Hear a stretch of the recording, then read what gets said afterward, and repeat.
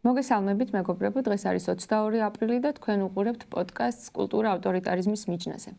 ეს არის ჩვენი პოდკასტის მეორე სეზონი და მცირე განსხვავებებით და გაუმჯობესებებით ვართ ამ შემთხვევაში წარმოდგენილები, ამიტომ ამ განსხვავებებზეც მოკლედ ვიტყვი. ჩვენ დღეიდან ყოველ სამშაბათს 2 საათზე, გარდა დღევანდელი დღისა, ყოველ სამშაბათს 2 საათზე ვიქნებით პირდაპირ ეთერში უკვე და ჩვენი პოდკასტი გადმოინაცვლა ჩვენმა პოდკასტმა გირჩი ტივიზე და ჩვენი მასპინძელი არის გირჩი ტივი. დიდი მადლობა მათ ამისთვის და ახლა უკვე უშუალოდ მეორე სეზონის პირველ ეპიზოდს რაც შეეხება და ვინ არის ჩვენი დღევანდელი სტუმარი. დღევანდელი სტუმარია პენცენტრის, საქართველოს პენცენტრის აღმასრულებელი დირექტორი, ლიტერატურის მენეჯერი და მწერალთა სახლის ყოფილი ხელმძღვანელი ნატა ლომოური. ძალიან დიდი მადლობა ნატა სტუმრობისთვის და მადლობა პირიქით მოწვევისთვის. პირველად ვარ თქვენთან. პირველად, მაგრამ იმედია არა უკანასკნელად და ძალიან დიდი იმედი მაქვს, რომ ის უახლოესი საორიენტაციო 40-45 წუთი საინტერესო იქნება როგორც ჩვენთვის, ასევე ჩვენი მაყურებლისთვის და მსმენელისთვის. ნატა, კულტურა ავტორიტარიზმის მიჯნაზე, ეს არის პოდკასტის სახელწოდება და ეს არის დღევანდელი რეალობა, ის რეალობა, რომელშიც საქართველო არსებობს, ის რეალობა, რომელშიც კულტურა არსებობს დღეს. და პირველ რიგში მინდა დავიწყო ყველაზე უფრო ხმამაღალი კულტურის მიმართულებით და ეს არის ლიტერატურა. წლების განმავლობაში საქართველოში ლიტერატურა და ლიტერატორები იყვნენ ყველაზე უფრო აქტიურები, რომლებიც არ ნებდებოდნენ არავითარ უსამართლობას და ყოველთვის ძალიან ხმამაღლა აფიქსირებდნენ საკუთარ პოზიციას, მაგრამ რაღაცნაირად ის რეალობა, რომელიც შექმნილია დღეს, ეს რეალობა არის მარტივად რომ ვთქვათ უმძიმესი. სად ვართ საქართველოში და რა ხდება დღეს ჩვენს თავს? ხო, რთული და ესეთი შეგვიძლია დიდხანს ვისაუბროთ ამაზე, რთული თემაა, სამწუხარო რეალობა ის, რომ სწორედ თქვენი პოდკასტის სათაური მართლა დღეს რეალობად იქცა.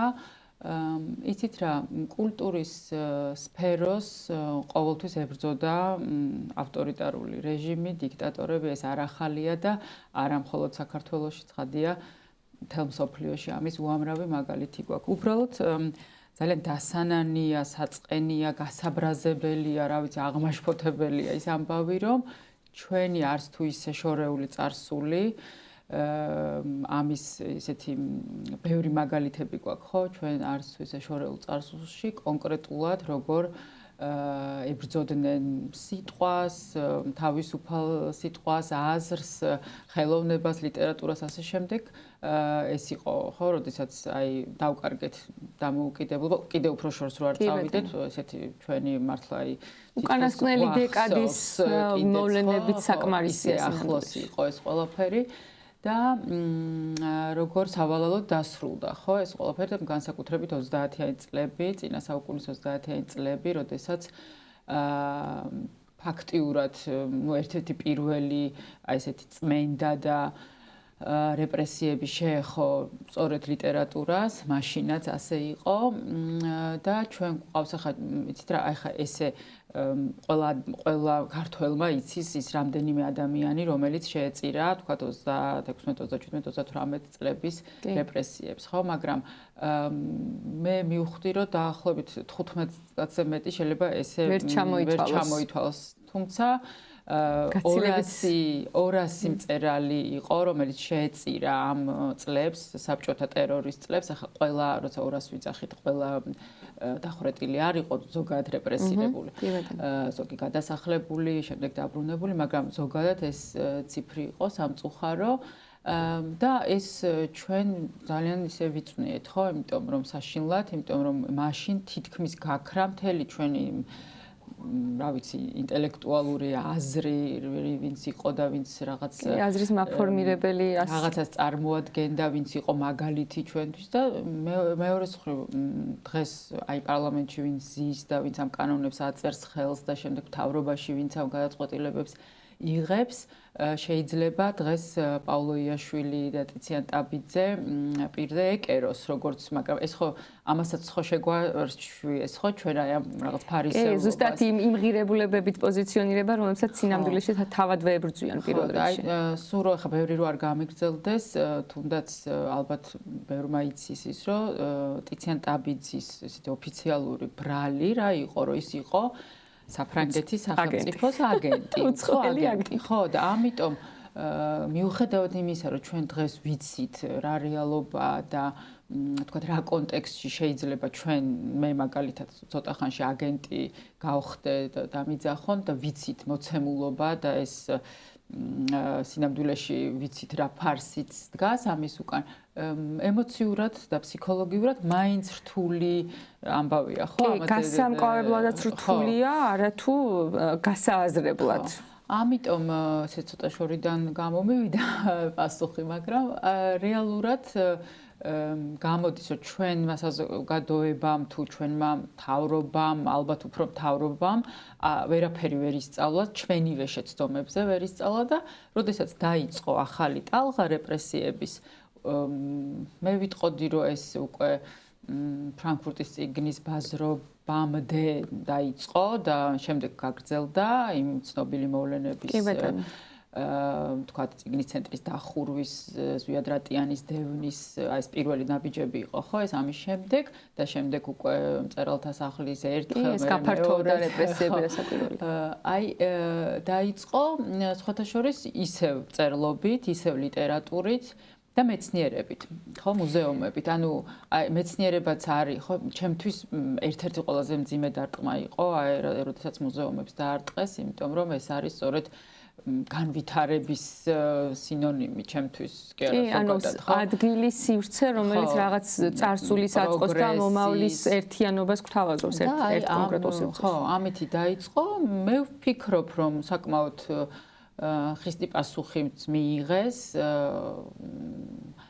მაგრამ ჯერჯერობით ეს პასუხი სამწუხაროდ ბოლომდე ესე არ გვაქვს ეს არის რაღაც პროცესია რომელიც ზოგჯერ რაღაც პატარა გამარჯვებებისგან მაგრამ რა თქმა უნდა ეს ყველაფერი საბოლოო გამარჯვებისკენ გვიჭირავს ყველას გეზი მაგრამ მოკლედ რთული პროცესი აღმოჩნდა და ეს კუდის მოქნევა აი ამ რუსული და საბჭოთა იმის ესეთი ძალის რთული აღმოჩნდა. ძალიან საინტერესოა რომ კითხვა რომელიც აწმყოს შეეხებოდა ბუნებრივად და ძალიან სწორად ჩემი გადმოსახედიანად დაიწყო სწორედ საბჭოთა კავშირის რეპრესიებთან პარალელით, იმიტომ რომ ფაქტია სახეზეა ეს მოვლენები და ჩვენ ისტორიას არ ვიცი შესაძლოა არ ვიცნობთ სათანადოდ კარგად და სათანადოდ სწორად არ ვიცნობთ ისტორიის იმ ნაწილს რომელიც საქართველოს რუსეთის მიერ ოკუპაციას და რეპრესიებს ეხება და შესაძლოა დღესაც არ ვაკეთებთ სწორად რეფლექსიას მიმდინარე პროცესების. მაინც მინდა ესეთი კითხვა დავსვა, რადგანაც საბჭოთა კავშირით დავიწყეთ. მე საორიენტაციო მონახაზი ჩემი პოდკასტის კი მქონდა, თუმცა რასაკვირველია, სრულიად შეუძლებელია რომ რაღაც ჩარჩოს და გეგმას გავყვეთ, მით უმეტეს, როდესაც ცოცხალ პროცესებზე ვსაუბრობთ. ხვალ არის 23 აპრილი და მსოფლიო აღნიშნავს წიგნის და საავტორო უფლებების საერთაშორისო დღეს. და როდესაც საბჭოთა კავშირის და მისი მემკვიდრეობის დღევანდელ დროში განგრძობითობაზე ვსაუბრობთ, ძალიან საინტერესო იქნება ცენზურის საკითხი. ცენზურა ლიტერატურაში, როგორი იყო ეს მაშინ, როდესაც ჩვენ უკვე ისტორიის ნაწილს ვაფასებთ როგორც წერლობის მოთმინიერების მცდელობას და გვაქვს თუ არა იმის საფუძვლიანი შიშის უფლება, რომ ვივარაუდოთ, რომ ცენზურა ლიტერატურაში დღესაც არსებობს და აპირებს, რომ კიდევ უფრო გამკაცრდეს, იმიტომ რომ ცენზორი ყოველთვის სახელმწიფოა. იცით რა, ჩვენ თუ გავითვალისწინებთ რუსი და ბელორუსი, თქვა ჩვენი მეგობრების, კოლეგების გამოცდილებას, რომლებიც ჩამოდიოდნენ, თქვათ, სიტყვაზე მწერალთა სახლის პერიოდში ლიტერატურული ფესტივალების დროს ყოველთვის იყვნენ ისინი და ყოველთვის გვაფრთხილებდნენ, გვიყვებოდნენ და სხვათა შორის რაღაცნაირად ვერასოდეს ვერ წარმოვიდგენდი, აი ყველაზე ცუდ სცენარშიც, რომ ჩვენ როდესმე ახლოს ჩავივლიდით იმ გამოცდილებასთან რაც მათ ჰქონდათ და აი ესე ვიღებდით ამას ისიც როგორ აი რაღაცნაირად ანუ უთანაგრძნობდით ცხადია და ვიღებდით როგორც ძალიან ისეთ დიდ სიკეთეს ჩვენთვის რომ აი ჩვენ ეს გავიარეთ და გამორიცხულია რომ ჩვენ ამაში დაგვაბრუნო მაგრამ ეხლა ცხადია რაღაცები მახსენდება ამიტომ ამ გამოცდილებით და აი თუ არის ხოლმე ხო ეს თავიდან ვიძახთ რომ აი თუ ესე გააკეთეს და სამწუხაროდ აღმოჩნდა ისე რომ ეს თუ არ არსებობს რეალურად ქართულმა ოცნებამ ყველა ის თუ აასრულა რომელიც ჩვენ კიდევ რაღაცნაირად ფორას ვაძლევდით თითქოს და გვეგონა რომ ალბათ იმედსაც ვინახავდით საკუთარ გულში რომ ეს აღარ მოხდება მეთქე ამიტომ თუ და როცა როგორც ჩანს ეს ყველაფერი წავა დაჩქარებული ტემპით, ხო? რუსეთში მაგალითად 10 წლის განმავლობაში, 12 წლის განმავლობაშიც კი ბევრად უფრო ნელ ტემპში მიმდინარეობდა სხვათა შორის ეს მნიშვნელოვანია. ჩვენთან მართლა დაჩქარებული ტემპით აღმოჩნდა და ამიტომ არანაირი ის არ მაქვს თქვათ წინაპირობა რომ ვიფიქრო რომ ეს თქვათ ცენზურა არ თავიდან თქვათ არ განახლდება და არ იქნება მცდელობები, იმიტომ რომ არის, უკვე არის და ის კანონები, ხო, ის ანტიდისკრიმინაციულ კანონს რო ეძახიან თქვათ ეს რამდენიმე ისეთი კანონი უკვე მიღებულია, რომელიც ტექსტების კორექტირების საფუძველს გვაძლევს. ჩვეულებრივი ცენზურა, რომელიც რეალურად არ გაძლევს საშუალებას, რომ რაღაცნაირად ვერა ხო, ანუ კანონის ენით ვერა იცილებ, მაგრამ ეს მაგრამ არის იმედის მომცემი და მნიშვნელოვანი ჩვენ იცით რა თუნდაც აი ამ თანამედროვე ბოლო ხო 30 წლის განმავლობაში დამოუკიდებლობის პერიოდში იმდენი შრომა იმდენი ადამიანის აი თითო ნაშენები ხო საქმე თითო აგური ჩვენ ყველას მე ესე ვფიქრობ არ მინდა რაღაც ძალიან ხმამაღალი ის გამომიდეს მაგრამ მე ვფიქრობ რომ მეც და ჩემ ძალიან ბევრ მეგობარს კოლეგას აქვს აი ეს თითო აგური დადებული იმ თქვა დამოუკიდებლობისთვის იმ ევროპული მომავლისთვის და იმ ქვეყნის შენებისთვის, რომელსაც ჰქონდა ამბიცია და ჰქონდა რაღაცა ისეთი მიზანი. კონსტიტუციური მიზანი. კი. ამიტომ ამის მიუხედავად ამ კანონებისა და აი მართლა ისეთი მახრჩობელა კანონებისა, რომელიც აი ერთი მეორეზე თითქოს ხო აი დილით რო ვიღუცებთ, ყოველდღე რაღაც ახალი უარესი ხდება, ხო? ჯერ იყო ფარა, მერე ფიქრობ რომ აი ფარა ლიტერატურას თითქოს თუ კი იმას ხელოვნებას არ ეხება და განახლებას და უცებ მეორე დღეს ირკვევა რომ დაჩქარებული წესით მიიღეს გრანტების კანონი. გრანტების კანონი არის ის რომლის გარეშეც სამწუხაროდ დღეს ქართული ბიზნესი არ არის ისეთ მდგომარეობაში და ეს კიდე ცალკე პრობლემური თემაა და შეიძლება ცალკე პოდკასტი მიეძღვნას. არ არის იმ მდგომარეობაში, რომ სრულად მოახერხოს ქართული კულტურის დაფინანსება და ჩათვალეთ, რომ და არც არის სწორი, როდესაც სახელმწიფოს სრული კულტურის დაფინანსებას უზრუნველყოფს კერძო სექტორი, იმიტომ რომ მაშინ სად ხარ სახელმწიფოს შენ, ანუ სად მონაწილეობ, ანუ სად ინიშნები? არა, რა თქმა უნდა, უბრალოდ ჩვენ ეხლა ისეთ მდგომარეობაში ვართ, რომ ჩვენ მაგალითად სახელმწიფოსგან ფულს არ ვიღებთ უკვე დიდი ხანი, მე დიდი მაგალითად რომ სახელმწიფოც არ შეწუხდება დიდად ამით თუ თქვენ მასგან.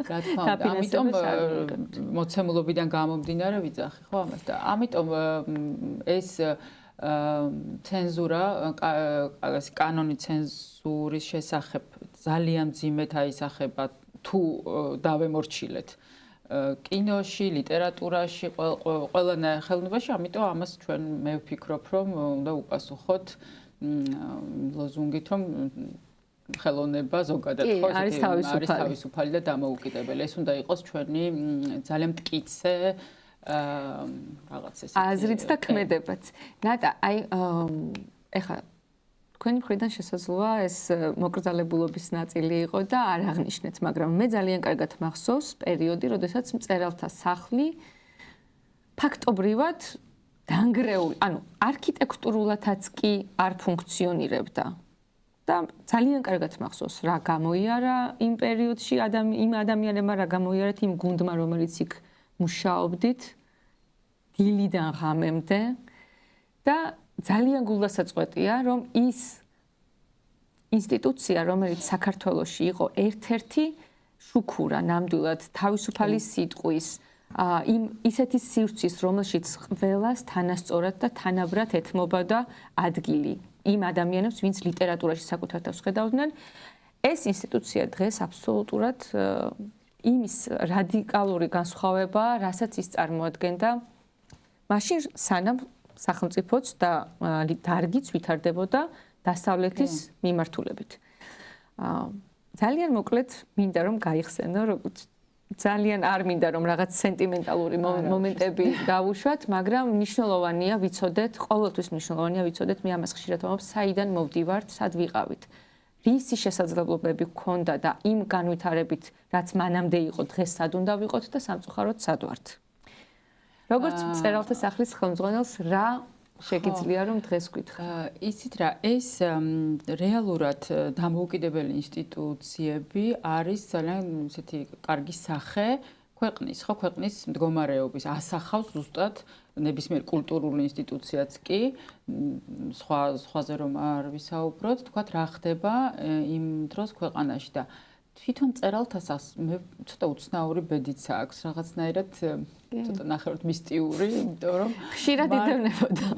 იცი, მართლა ძალიან ხშირად, აი ზუსტად ასახავდა ხოლმე ეს 30-იანი წლების რეპრესიები უკვე ვახსენეთ და იმიტომ რომ იქ მოიკლა თქვათ თავი, ხო, პავლო იაშუმა და ეს იყო ესეთი ყველაზე საჯარო ერთ-ერთი გამოხატულება ხელოვანის საჯარო პროტესტის ხელოვანის მიერ და მე აი რაღაცნაირად როცა აი ქვეყანა ძლიერდებოდა, ვითარდებოდა, ესეც ჩვენი ძალისხმევით, ჩვენი ძალიან დიდი სიყვარულით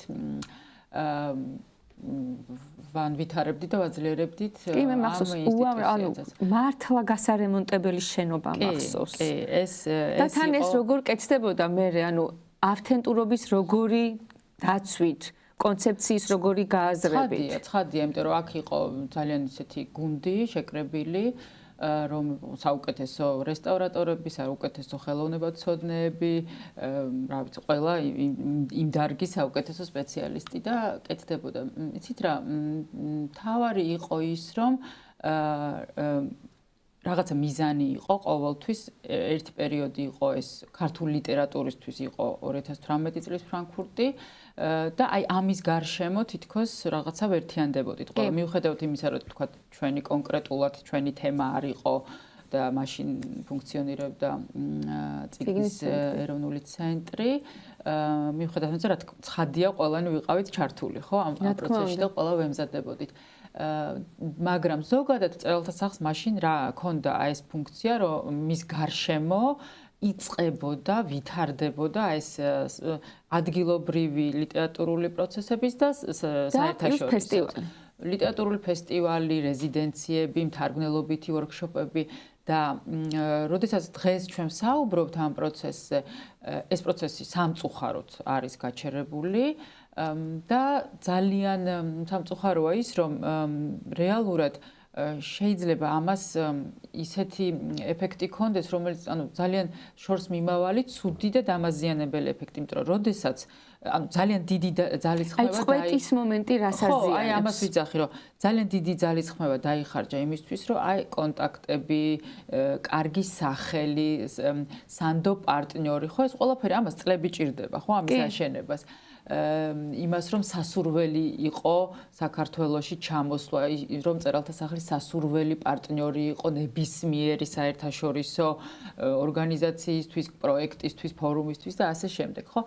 დღეს, როდესაც ეს წყვეტა არის და წყვეტა სახეზეა, ძალიან არავინ აღარ მოვა და ბოდიში კალთებს არ ჩამოგახევს. შენ უნდა იყო ისევ ძალიან პროაქტიული და ფაქტობრივად ნულიდან უნდა დაიწყო. და როდესაც თქვათ აი ეს არაჩვეულებრივი თარგმნელობითი პროგრამა, რომელიც ასევე წიგნის ცენტრიდან გვერგო ჩვენ მემკვიდრეობად, ხო, შეჩერდა, ფაქტიურად შეჩერდა, რატო? იმიტომ რომ პროგრამა არსებობს, მაგრამ 90% მოდი ესე შეიძლება უხეშად ვთქვათ, იმ პროექტების, რომელსაც ახორციელებს. იმ წერლების, რომლებიც წარმართავენ დღეს ლიტერატურულ პროცესს, ისინი არიან ბოიკოტში არიან. წერალთა სახლთან, რაც ამ თვითონ ეს წერალთა სახლთან არა, წერალთა სახლის ამჟამინდელ მენეჯმენტთან და იდეასთან, რასაც ის დღეს წარმოადგენს. ამიტომ ესეც ირღვევა და აი ეს იცით რა დრო მოდიოდა უკვე რომ ჩვენ უნდა მიგვეღო უკვე ძალიან დიდი შედეგი, აი საუკეთესო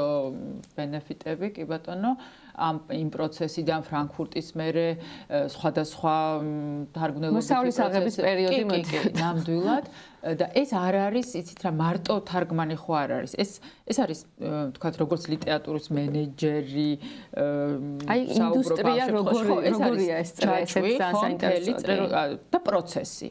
ეს არ არის მხოლოდ ერთჯერადი თარგმანი. აზრი არ აქვს ფაქტიურად ამას. ეს უნდა იყოს მთელი წრე, როდესაც იწერება წიგნი, შემდეგ ითარგმნება და შემდეგ იწყება უკვე ამ წიგნის მოგზაურობა და ამ წერლის მოგზაურობა, როდესაც ის წავა ფესტივალზე, წავა წიგნის ბაზრობაზე, წავა რეზიდენციაში, ჩვენ მივიღებთ სხვა ქვეყნის რეზიდენტებს, იქნება თარგმნელობითი ვორქშოპები აუცილებლად, იმიტომ რომ რეალურად გერმანულ ენაში გვაქვს ჩვენ ყველაზე კარგი მდგომარეობა, ხო, თარგმანებზე და შემდეგ უკვე თქვა ესპანურს, იტალიურს, ასე შემდეგ უფრო რთულად ითარგმნება ქართული ლიტერატურა. აი ესეც უკვე, ანუ ესეც დაწყებული ქონა რამდენ პოლონურ ენაზე, ბერძნულზე, პირველი ნაბიჯის გადადგმა. ხო, ანუ აი ძალიან ბევრი ის ქონდა ჩაშვებული, ასე ვთქვათ, როგორ გითხრათ, ანკესები და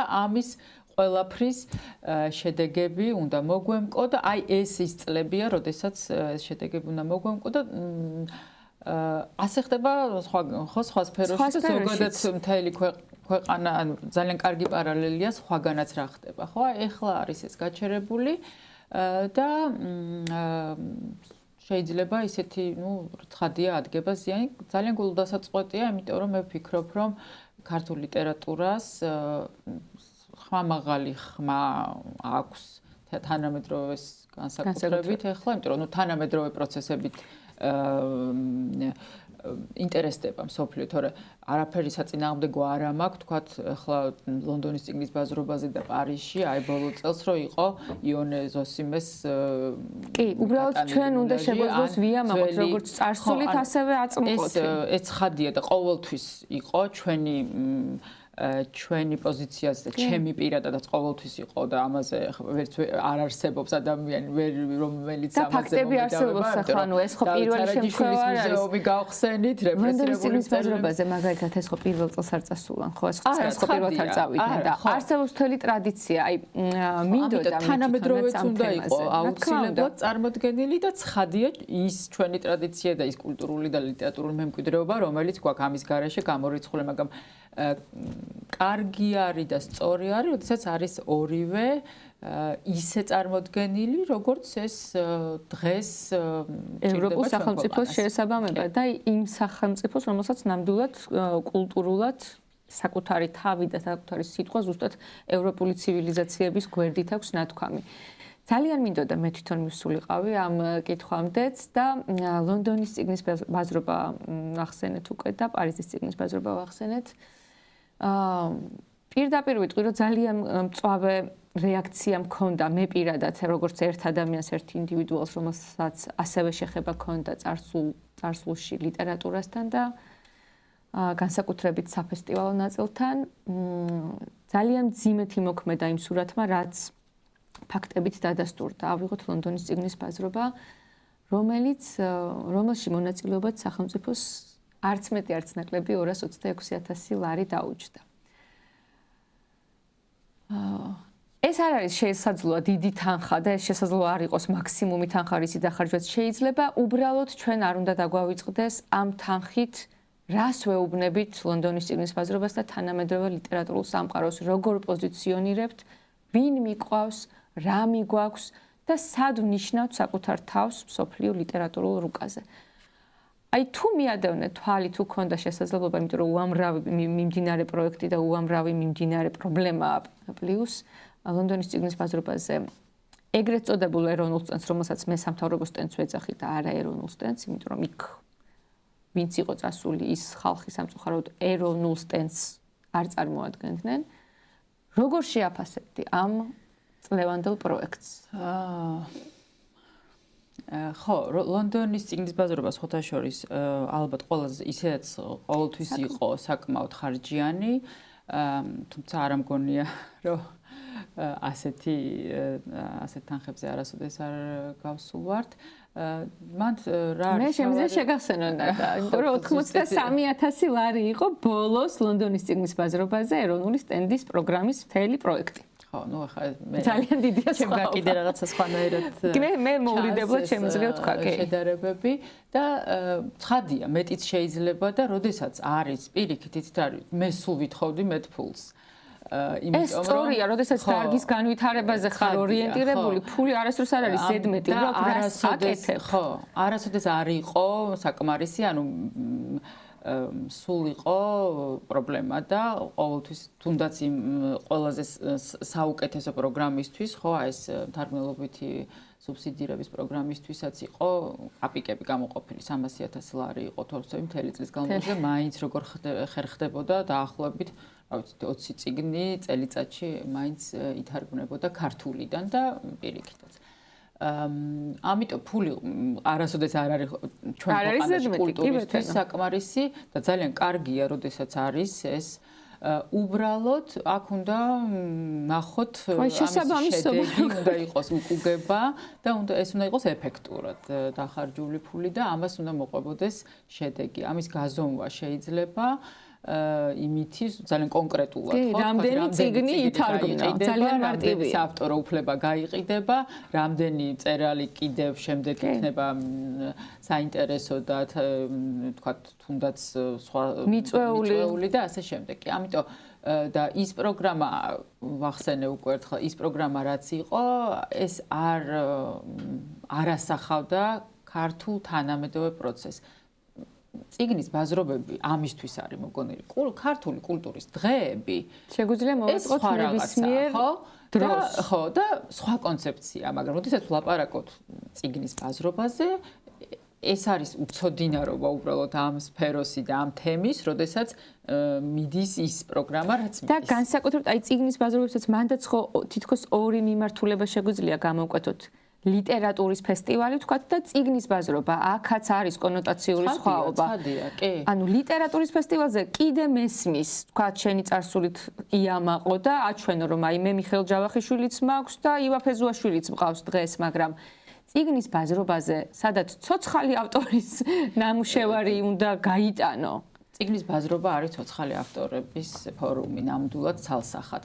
თუმცა ყოველთვის იყო მიხეილ ჯავახიშვილი გახსოვს კი შეგნებულად თქვი მიხეილ ჯავახიშვილი და არასდროს ქართული ტრადიციული კულტურული და კლასიკური ლიტერატურა არასდროს უკანა პლანზე არ გადასულა ჩვენ ვეფხისტყაოსანიც მიქონდა თარგმნილი რაც იყო სულხან-საბაც მიქონდა მიხეილ ჯავახიშვილიც მიქონდა მაგრამ ეს არის უბრალოდ მოდით ასე ვთქვათ რაღაც ანტურაჟივით არის ხო იმისთვის რომ აი ეს ჩვენი მემკვიდრეობა ვანახოთ რომ საიდან მოვდივართ და რატო გვაქვს ეს ამბიცია რომ ჩვენი ლიტერატურა მნიშვნელოვანია მაგრამ წიგნის ბაზრობა არის ნამდვილად თანამედროვე ლიტერატურული პროცესებისთვის გამიზნული და შექმნილი ამბავი და ეს არის კომერციული ისიც არის ხო დატვირთვა როდესაც იქ უნდა გაიყიდოს საავტორო უფლებები და გაიყიდოს წერლები, ასე ვთქვათ და ეს არის გამომცემლობებისთვის გაკეთებული და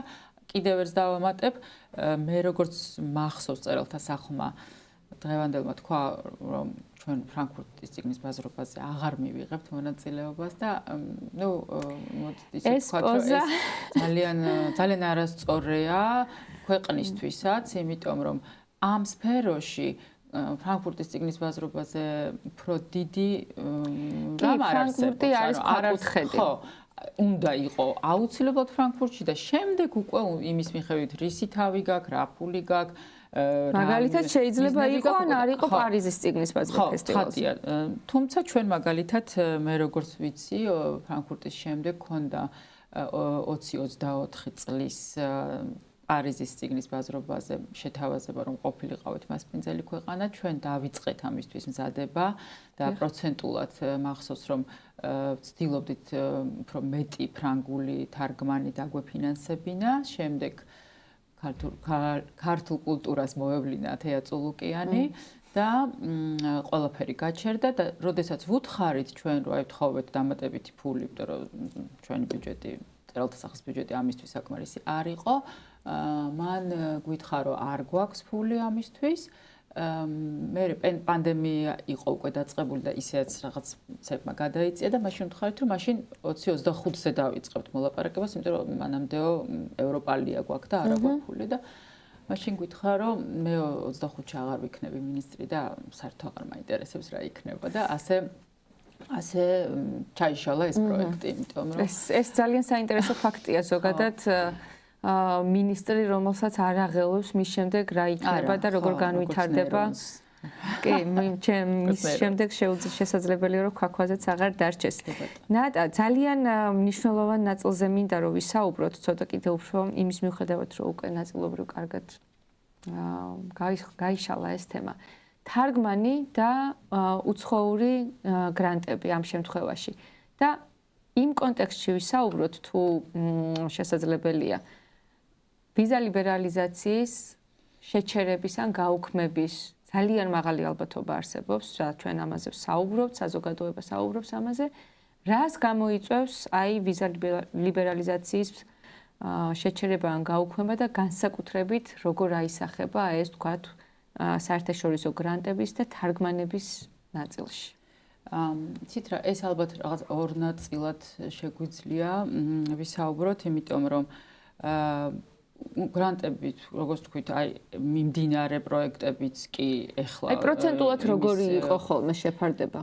სახელმწიფო და საერთაშორისო დაფინანსების თუ არის და აი საორიენტაციო. არა, ესე იცით რა, თარგმანები ეს იყო თლიანად სახელმწიფო სუბსიდირება. უпростоრად 50%-ს პროექტის, აი როდესაც უნდათ უცხოელ გამომცემლებს უნდათ ქართული ლიტერატურის თარგმნა, ისინი ჩვენი პროგრამის დახმარებით იზღვევდნენ ფაქტიურად თავს იზღვევდნენ იმ რისკებს, რომ აი თარგმნონ პრინციპში უცხო ავტორი თითქმის უცხო ქვეყნიდან და გამოდონ თქვათ შვედეთში ქართველი ავტორი. მაგრამ მაინც 50-50-ზე. და ამიტომ ჩვენ ვაზღვევდით აი ამ თლიანი ხარჯის გამოცემის, ხო, თარგმანი, ბეჭდვა, ავტორო უფლებები და ასე შემდეგ გასჭირდება. იმის 50%-ამდე, არა უმეტეს 50%-ზე ეს უკვე საკმარისი იყო იმისთვის, რომ აი იმ უცხოელ გამომცემელს გაეღო ეს რისკი და შეეძინა საავტორო უფლება და ეთარგმნა და მოკლედ დაეწყო ამაზე მუშაობა.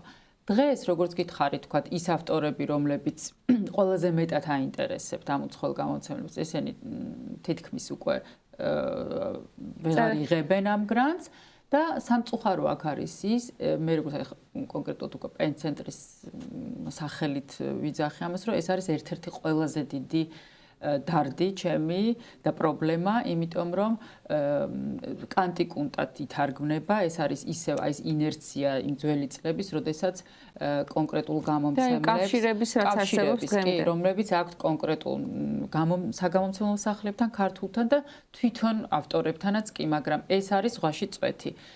ამიტომ პრობლემა დგას ის, რომ ჩვენ ვეღარ ვიღებთ ესე იგი სახელმწიფო დაფინანსებას გრანტების კუთხით, იცით რა, ქართული ლიტერატურის თარგმნა საზღვარგარეთ უნდა იყოს ქართული საქმე. კი, საქართველოს მხარის პრიორიტეტი, რასაკვირველია. ეს არის ჩვენი ერთ-ერთი ყველაზე მნიშვნელოვანი საქმე და აი ამაში მე ჯერჯერობით ვერ ვიპოვე მხარდამჭერი და ესეთი დამხმარე, რომელიც და არ არის ეს დიდ თანხებს, როგორც ვითხარით, 300,000 ლარი რა თანხაა, ხო? არაფერი. თუ გავიხსენეთ, მაგალითად ლონდონში 5 ღამე დაჯდა 41,000 ლარი. ხო, მარტო ეს და ამიტომ და ეს ქართული ეროვნული საქმე უნდა იყოს, არ ვიცი თუ ვინმე მოგვისმენს რომელიმე ბიზნესი დღეს ამას, ეს უნდა იყოს თითოეული ბიზნესის მე ვფიქრობ საპატიო და ნამდვილად ღირსების საკითხი, თუმცა თქვათ მათი ლოგო თუ სახელი იქნება ესეთ მნიშვნელოვანი. და ამიტომ აქ გრანტებზე ეს დიდად არ აისახება, შეიძლება იყოს რაღაც ევროკავშირის პროექტები არის, აი შემოქმედებითი ევროპის, მაგრამ მას აქვს რაღაც საშინელად ბიუროკრატია და ჩვენ ამას ამ ეტაპზე ვერ ვახერხებთ. ამიტომ ეს არის წიგნი უკაცრავად უნდა გავაწყვეტინო ამ წუთას. იყიდა მაგრამ ჯერ არ წამეკიდა. შთამაგონებელი კულტურის ფარგლებში გამოცემული ადამ მიცკევიჩი, რომლის გამოცემაშიც მონაწილეობდა პოლონეთის ინსტიტუტი. ერთი ძალიან მოკლე შეგნებულად მაქვს წამოღებული ეს წიგნი, რომელსაც რეკომენდაციას ვუწევ რა თქმა უნდა და ძალიან ისიამოვნებთ და არინანებთ თუ ამ წიგნს შესანიშნავ თარგმნილს სხვათა შორის ანა კოპალიანის მიერ გაეცნობით და ისევ რაღაცნაირად ავტორიტარიზმისკენ მივდივარ ახლა, იმიტომ რომ რაღაცა მართლა სიტყვა მოიტანა და ერთი პატარა სტროფი მინდა წავიკითხო მიცკევიჩის ჯიადიდან. ეს სტროფი ასე ჟღერს. ამასობაში საზიდრების გამწყრივდა რიგი და მიყოლებით ათავსებდნენ ტუსაღებს შიგნით. ჯარს უკან იდგნენ მიცვალებულს დანამგვანები. გათეთრებული ჯერაც ფეხზე მდგომი გვამები. ეხლა ადამ მიცკევიჩის ჯიადზე რა შეგვიძლია ვთქვათ, ეს არის 1821-22 წლების პოლონელების ბრძოლის ასახვა რუსეთის იმპერიის წინააღმდეგ. და ეს სტროფი შემთხვევით არ მაქვს ამორჩეული, იმიტომ რომ ვფიქრობ სამწუხაროდ ძალიან მიესადაგება დღევანდელ საქართველოს იმის მიუხედავად, რომ ესე პირდაპირ ვიზუალიზაციას შეიძლება ამისას ჩვენ ვერ ვახდენდეთ და საბედნიეროდ ხიშტიანი თოფებით არავინ აღარ ხრეტს ქუჩაში შვიდობიან მოქალაქეებს, მაგრამ რაღაცნაირად ემოციურად ეს განცდა და ეს სიმძიმე ჰაერში, რაც იმპერიასთან ბრძოლას ყოველთვის თან ახლავს, ამ სიმძიმეს ჩვენ ყველა ვგრძნობთ.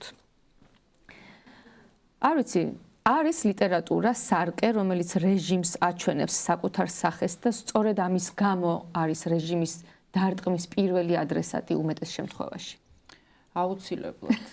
რა თქმა უნდა, სხვათა შორის ისევ წინა თემას რომ მიუბრუნდეთ, ეს წიგნიც ცოტა ხანში გრანტების კანონით, ეს წიგნიც ვეღარ გამოიცემა. არის, ხო, ახლა ეს არის უცხოური ლიტერატურის ქართულად თარგმნა, მაგრამ ეს ყველაფერი ახსენეთ პოლონური ინსტიტუტი, რომელიც ძალიან კარგ საქმეს აკეთებს საქართველოში. არის გოეთეს ინსტიტუტის პროგრამები, ამერიკის საელჩოს თარგმნელობითი პროგრამებია. არის დიუმას ცენტრსაც ექნება რაღაც პატარა აქვს ფრანგული. ანუ ესეც ცოტა ხანში გაჩერდება, იმიტომ რომ ვერ მიიღებს ქართველი გამომცემელი ამ გრანტს. და ურთულესია, მაგალითად, აი ამ წიგნის გამოცემა, თარგმანი, თან ასეთი ხარისხით თარგმნა, ანუ ეს ხომ რაღაც კონკრეტულ ხარჯებთან არის დაკავშირებული, რომელსაც ქართველი გამომცემლები უბრალოდ ვერ გაწვევია, შეუძლებელი იქნება. და რას ვიღებთ? ანუ ჩვენ საზოგადოება ვკარგავთ სულიერ საკვებს. ჩვენ ვკარგავთ ძალიან ბევრ ანუ ხელი აღარ მიგვიწვდება ძალიან ბევრ სიკეთეებზე, აი ამ რეპრესიული კანონების შედეგად და მე როგორც ხვდები უბრალოდ ხალხს საზოგადოებას ბოლომდე არაა გათვითცნობიერებული როგორ შეეხება ეს კანონები ყველა სფეროს და ყველა ადამიანს, ყველა ოჯახს. აი ვიზა ლიბერალიზაციაზე მივედით ისევ. და ვიზა ლიბერალიზაციას რაც შეეხება, ცხადია, სახელოვნებო პროცესები გაჩერდება, დაზარალდება ყოველ შემთხვევაში, იმიტომ რომ აი სწორედ ეს მიმოსვლა და ეს იმიტომ რომ ჩვენ ხო ამდენი ხანი ჩაკეტილები, როდესაც ვიყავით, რაღაცნაირად ჩამოვშორდით ამ ჩვენს ორგანულ ევროპულ სივრცეს, რომელიც იყო მანამდე ძალიან ახლობელი ჩვენთვის და ძალიან ახლო და ორგანული. და ეხლა შეიძლება ისევ იგივე რისკის ქვეშ დავდგეთ, ხო? აი მე მახსენდება ისეთი პერიოდი, მაგალითად 2012, 2013, 2014, 15 წლებში როდესაც საქართველოსთან მივდიოდით წიგნის ბაზრობაზე, მაგალითად ფრანკფურტის წიგნის ბაზრობაზე და მიყვავდა, ანუ სახელმწიფოს მიყვავდა წერლები და გვჭირდებოდა შენგენის ვიზა. მე ერთი პერიოდი მუშაობდი წიგნის გამომცემელთა და გამავრცელებელთა ასოციაციაში და აღმასრულებელი დირექტორის პოზიციაზე და ტექნიკური საკითხები აბსოლუტურად მთლიანად გადადიოდა, თქვათ, აი ამ ჩვენს ნაწილზე და როდესაც მიყვავდა სახელმწიფოს მიყვავდა 12 ქართველი თანამედროვე ავტორი 12 თანამედროვე ავტორის დოკუმენტები იმისთვის, რომ მათ შენგენის ვიზები მიეღოთ, ეს დოკუმენტებია მათი მოწესრიგება, მთელი ეს რუტინა ძალიან კარგად ვიცი, როგორი იყო და რამდენი დღით ადრე ჭირდებოდა ამას თადარიგის დაჭერა და როგორ მარტივ ბანალურ ქმედებებზე იხარჯებოდა უამრავი დრო. ისიც რა ჩვენ მაინც მოგცემენ ვიზებს. აი ეს არის პრობლემა. კი, ამას როდესაც ვიძახით. დასაქცირებულ პოლიტიკოსებს და მოსამართლეებს და იმ ხალხს, ვინც აი ამ ძალადობაში არის ჩართული, სავარაუდოდ იმათ არ მისცემენ და მათ არ მისცემენ, მაგრამ ასევე ვერ მისცემენ ბევრ ჩვეულებრივ მოქალაქეს. ხო, რა თქმა უნდა, ეხა ეს ნახევრად ხუმრობით თქვით ჩვენზე, მაგრამ პროცესები დაზარალდება, აი ჩვენ ექიმის ისიც ვნახეთ, ხო, საფრანგეთში მომუშავე ექიმის რომ ქუჩაში ძინავთ იქ პაციენტებს ხალხს, რომლებიც ანუ ჯანდაცვაზე, რომლებიც არიან ევროპაზე დამოკიდებული, განათლების პროგრამები, უამრავი სტუდენტი, ახალგაზრდა, აი ეს კულტურული კავშირები ცხადია, ძალიან დაზარალდება ამაში ორი აზრი არ არის. მაგრამ ეს არის შეგნებული გადაწყვეტილება დღევანდელი მთავრობის, რომელსაც უკვე დაუფარავად გეზი აქვს, ხო, ჩვენი კურსი საგარეო ვექტორი არის აქ აბსოლუტურად შეცვლილი. და ხო. აი როგორ ფიქრობ, ეხლა ცოტა რომ გავცდეთ კიდე ამ ლიტერატურას და უფრო გავაფართოვოთ. საზოგადოება სად ვუშვებთ შეცდომას? თუ არ ვუშვებთ შეცდომას, უბრალოდ ეს ბრძოლა იმდენად მძიმეა, რომ შესაძლოა ყოველთვის ვერ ვგრძნობდეთ გამარჯვების ხელშესახებლობას. მოდი მე გამომრჩა პასუხი, რომ ასახავს თუ არა ლიტერატურა. ლიტერატურა აუცილებლად ასახავს და მე ველოდები იმ წლებს, როდესაც აი დღევანდელი ორჯონიკიძეების სახელებს ლიტერატურა და ისტორია შეინახავს. ნუ ეხა იქ ამას მართლა გამორიცხულია, რომ ესე არ მოხდეს და რომ უკვდავყოფს მათ სახელებს ჩვენი თანამედროვე ლიტერატურა და ეშინოდეთ ყველა იმ ყველა იმას, ვინც და ეს გაცილებით ადრე მოხდება. ვიდრე წინა საუკუნეში ხდებოდა, რომ ყველაფერი დაჩქარებულია, ციფრული ეპოქა და მარტივია ყველაფრის იდენტიფიცირება და სახელების დარქმევა. ერთი პერიოდი იყო, აი გახსოვთ რაღაც თითქოს ნაკლებს ის ქონდა რაღაც ჩავარდნასავით იყო, აი რაღაც არ წერდნენ აფხაზეთის ომზე რაღაცა სოციალური თემები არ იყო და აი წამოვიდა ეს დაგროვილი ამდენი ენერგია და არაჩვეულებრივი თანამედროვე ქალების განსაკუთრებით ისეთი ხმები შემოვიდა, ხო? განსაკუთრებით შეიძლება 2008 წლის ომის პერიოდის მერეც ამანაც ხელი შეუწყო, იმიტომ რომ ერთიანად იხეთ და ეხლა აფხაზეთის კონფლიქტზე კიდე დღემდე იწერება ძალიან ბევრი სოციალური თემატიკა არის შემოსული და არ არსებობს ეს, თქვათ, ეს არსებულა ეს ბოლო 2 წელი, რომ ზოგადად ხელოვნებაში არ აისახოს, ხო? თეატრს რატოებზიან დღეს. ხო, საინტერესო ევროპისთვის ეს ჩვენი კულტურა, იმიტომ რომ ეს თანადროულია და თან ცოცხალია, ცოცხალ პროცესებზე ყლება. ამიტომ ებრძვიან თეატრს, იმიტომ რომ თეატრმა მაშინვე შეძლო და ძალიან მალევე კი, მარტივია თეატრისთვის უფრო პარალელურად გამომდინარე, ხო, რაც ხდება. და ეს აინტერესებთ ზუსტად სხვა უცხოეთშიც ეს აინტერესებთ, ჩვენც ეს გვაინტერესებს და ამ ხალხის სახელები დამიჯერეთ იქნება აი დიდი ასოებით ჩაწერილი, ისევე როგორც იმ გმირების, რომელიც დღეს ციხეში სხედან და ანუ ყველაფერი ეს ამას ლიტერატურა ზოგი, რა ვიცი, მაგიური რეალიზმის მეშვეობით ზოგი სარკაზმით, ზოგი დოკუმენტური პროზა ძალიან განვითარებული, ანუ ეს ყველაფერი ძალიან კარგად და მალე ჩაიბეჭდება ჩვენს გულებში და თავებში და ამიტომ თუ დრო აქვთ კიდე შეიძლება აუცილებლად ესე იქნება და აუცილებლად უნდა იფიქრონ ამაზე და საზოგადოება არ ამგონია რომ დიდ შეცდომებს უშვებს მე რასაც ვხედავ ძალიან ხარ ვაკლებთ რამეს კიდე ამ პროცესს ვაკლებთ ხალხის რაოდენობას მე ვფიქრობ რომ ხალხის რაოდენობა არის ყოველთვის გადამწყვეტი და მიუხედავად იმისა რომ თანამოაზრეები და ამ რეჟიმის მოწინააღმდეგე ძალიან ბევრია და ბევრად უფრო მეტია ვიდრე ის ხალხი ვინც გამოდის, იმიტომ რომ ზოგი ძირითად ძალიან რთულია ყოველდღიურ რუტინაში გადასული პროცესის ყოველდღე ჩართულობა ანუ ამ საკითხში რაღაცნაირად მე მგონია რომ ხალხის რაოდენობაში არ ვაგებთ.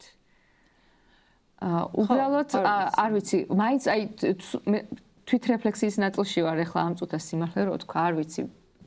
პირადად მე ვუსვამ ხოლმე საკუთარ თავს კითხვას, მე ხომ არ ვაკლებ რამეს. და კი არის მომენტები, როდესაც ხედავ, რომ კი მეც ვაკლებ. და ამიტომაც ის ადამიანი ქუჩაში თუ დღეს ვერ გამოდის, იმ ადამიანის მიმართ აბსოლუტური გაგების სრულიად მესმის, რატომ შეიძლება რომ ვერ გამოვიდეს, იმიტომ რომ რთულია რეჟიმთან ყოველდღიურობაში და განგრძობითად ესე შეუპოვრად მის პირისპირ დგომა, იმიტომ რომ რეჟიმი გვაჯარიმებს, ხო? ანუ ძალადობაზე არის წასული, არიხევს უკან არაფრის გამო, ქრისტე აღსდგას დაძახების გამო აპატიმრებს უკვე ადამიანს ტროტუარზე. ანუ ამასთან გამკლავება არ არის ესეთი მარტივი. არა. მაგრამ აი სად არის ის სწორი მაგრამ მე არა ვარ პოლიტიკოსი, თუმცა ვარ რიგითი მოქალაქე, რომელიც აქტიურად არის ჩართული პროტესტში და ჯიუტად ყოველ დღე თუ არა კვირაში რამდენჯერმე მაინც დავდივარ რუსთაველზე, ჩემს მეგობრებთან ერთად. და ყოველდღიურობა რთულია, მაგრამ სამწუხარო ის არის, რომ ყველაზე კარგად რაც შეძლო ქართულმა ოცნებამ ეს არის როგორც რეჟიმმა ეს შეძლო, ესე იგი ხალხის ტვინის გამორეცხვა აბსოლუტურად აი ამ ომის შიშის პროპაგანდა არის ის, რასაც წარმატებულია. არიან ნამდვილად ძალიან წარმატებულები და მიიბა განსაკუთრებით რეგიონების მოსახლეობა, მიიბა ფინანსურად მუნიციპალურ სერვისებზე, გაბერა შტატები, ყველამ ვიცით, ხო, კონკრეტული მაგალითებიც კი და ამიტომ ის ხალხი, რომელიც შეიძლება სენაკის მერიაში მაგალითად მგონი 800 ადამიანი არის დასაქმებული. ალბათ. არ ვიცი და მაგალითად თელავიდან ჩამოვედი ახლა და ხო არის მეფე ერეკლე მათი ყველას გმირი, შესვლა მინდოდა ბავშვის შეყვანა მინდოდა მუზეუმში დაკეტილი, ნუ ცოტა გვიან მივედით და მეორე მხრიდან მივედით და აი მეფე ერეკლეს სასახლესთან გალავნის შესასვლელი იყო ამოვსებული სიგარეტის ნამწვავებით, გატეხილი ლუდის ბოთლებით, ნაგვით, ხო ეს ფასადურობამდე არის ჩამოსული იგივე პატრიოტიზმიც კი ამაზე მეტი ხო არაფერი არ აქვთ, ხო თელაველებს წესით საფიცარი. და უნდა ეამაყებოდეთ და იქ მერიაში თუ კულტურის სამსახურში თუსაც როგორც არის, მუშაობს ალბათ 10-ჯერ მეტი ადამიანი. მათ შორის დასუფთავების სამსახურში. 10-ჯერ მეტი, ვინც რეალურად ვინც საქმეს აკეთებს. აი ეს მოახერხეს, რომ რაღაცნაირად მიიბეს და ეს რაღაცად გაჭირვებული ხალხი ვერ ახერხებს იმის თქვათ პოზიციის გამოხატვას სოციალურ ქსელში აზრის გამოხატვას და ჩვენ რა გვინდა რეგიონებში ჭასოთ ჩვენ ხედავთ აი ძალიან მარტივად როცა იძახენ სად არის რუსული რეჟიმი მართლა კრემლი აქ კი არ ჩამოვა და რუსული რუბლებით კი არ მოგვიწევს ეს არის დამოკიდებულება და ურთიერთობის ფორმა როგორი დილით რო დგები და ორი მაგალითად კულტურის მენეჯერი ნინია მაჭარაშვილი და ნინი სანადირაძე ხო წარმატებული ხდება ფაქტობრივად ერთ კვირაში განთავისუფლებული თავიანთი სამოქალაქო პოზიციის გამო ხო როდესაც სასამართლო უსამართლოა და აჯარიმებს ისეთ ხალხს ვინც რაღაც სილა გააწნა პოლიციელს და როდესაც მერიის სამსახურიდან მაგალითად თითქმის ფაქტობრივად თლიანად გაუქმდა საერთაშორისო დეპარტამენტი და ერთი მეორეზე საუკეთესო და პროფესიონალ ხალხს უშვებენ და გაუქმებულია იუნესკოს წარმომადგენლობა საქართველოში. ხო, ეს არ ვიცოდი. ხო. რატო? იმიტომ რომ მათ მოაწერეს ხელი კონსტიტუციით რაც არის მათი პირდაპირი მოვალეობა. ხო, იმას რომ ემსახურებიან საქართველოს კონსტიტუციის საფუძველზე. რუსეთი მეტი კი არაფერი. ამიტომ მიუხედავად აი ამ სირთულეებისა მე მგონი ჩვენ ასეთი რთული სიტუაცია არასოდეს არ გქონია ქვეყნის მართლა ჩვენი დამოუკიდებლობის ყოფნა არ ყოფნის საკითხია. ამას თუ ყველა გაითავისებს, მე მგონია რომ აღარ შეეშინდებათ არც უსამსახუროდ დარჩენის და არ მგონია რომ იმაზე ცუდი იყოს რამე ვიდრე ისევ რუსეთის ქვეშ დაბრუნება. აი ეს მუშაობა და მე დარწმუნებული ვარ, უბრალოდ მგონია რომ კიდე ხალხი რაღაცნაირად ბოლომდე ამას ვერ იაზრებს. მაშინ ესეთი ბოლო კითხვა დავსვათ, იმიტომ რომ ამასობაში გავიდა ამის 1 საათი კი, რამდენიმე წუთია დარჩენილი და რა შეგვიძლია გავაკეთოთ იმისთვის, რომ აი ეს სწორი ღირებულებების ნაწილზე ვისაუბროთ, თქვათ, იმაზე სად ვიყავით, სად ვართ, რას ვკარგავთ. არის თუ არა, არ ვიცი, არის პოდკასტი საკმარისი, თუ კიდევ, არ ვიცი, ყველა ჩვენ თაგანმა უნდა ავდგეთ და ყოველ დღე, როდესაც რუსთაველზე გავდივართ, ჯიუტად და ერთმანეთს ვნახულობთ და იქ 2 და 3 და 4 ადამიანი არის ახალი, რომელიც გუშინ არ იყო, ამ ადამიანებთანაც პერმანენტულად უნდა ვილაპარაკოთ იმაზე, რა სურათი გვაქვს და რაც გარდაუვალია. პოდკასტი არ არის საკმარისი. პოდკასტი არ არის საკმარისი. ჩვენ უნდა ვიცმევდეთ ქალამნებს და დავდიოდეთ რეგიონებში და ვესაუბრებოდეთ ხალხს. ეს მე მგონია რომ ამის გარეშე არ გამოვა, იმიტომ რომ აი ეს პროპაგანდა ისე არის გამჯდარი და აი ეს კონფორმიზმიც რაღაც საკუთარ ნაჭუჭში რაღაცნაირად თბილად ყოფნაც რაღაც ზოგიერთი ბევრისთვის აღმოჩნდა მნიშვნელოვანი რომ პოდკასტებით ამას და მით უმეტეს ვერ უშველით და მით უმეტეს იმ რეალობაში, როდესაც მედიას ემუქრება ესეთი საფრთხე და ხო იკეტება თავისუფალი მედია და რეალურად ეს კანონებით პირველ რიგში მედიას დააწყავს და სამოქალაქო თავისუფლების ყველა გამოხატულებისკენ არის მიმართული პირველ რიგში. ხო და სამოქალაქო საზოგადოების შესუსტებისკენ არის ის იმ ხალხის წინააღმდეგ, ვინც რეალურად ხო აი ამ ყველაფერზე თუნდაც ვინც აფინანსებს აი ამ თარგმანებს, ყველაფერს ხო ჩვენ ხო ვიცით ეს მთელი რიგი სია იმ სფეროების, რომელზეც იხარჯებოდა თუნდაც უცხოური ფული, ხო? ამ პირობებში ყველაზე ეფექტური ალბათ არის მაინც რკინის ქალამნები. ხალხთან სიარული, რა უნდა საქართველოს მოლოს? არაფერი, არც ესეთი ლამაზია, ესეთი პატარა და ძალიან ადვილი არის 10 რეგიონია, ხო, ბოლო და წასვლა და აი მე ასე მგონია, ასე ვიზამდი და ძალიან დიდი მადლობა. ძალიან დიდი მადლობა, ძალიან საინტერესო იყო. ცოტა ლიტერატურას გადაუხვიეთ ბოლოს, მაგრამ რადგანაც ავტორიტარიზმის მიჯნაზე ვართ, უბრალოდ უკვე აღარ ვიცი ეს მიჯნაც ისეთია, უკვე იშლება მიჯნა და მაგრამ მე ჯიუტად გადავწყვიტე რომ ამ სახელწოდებას არ შევცვლიდი.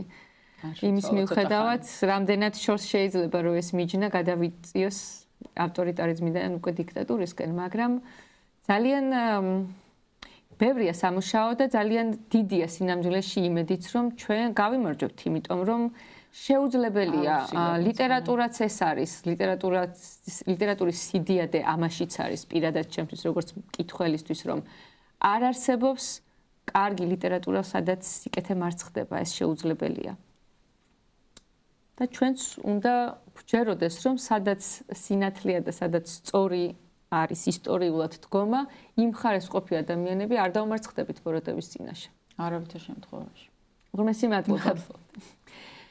გემშვიდობებით, მეგობრებო, ზუსტად 1 კვირით.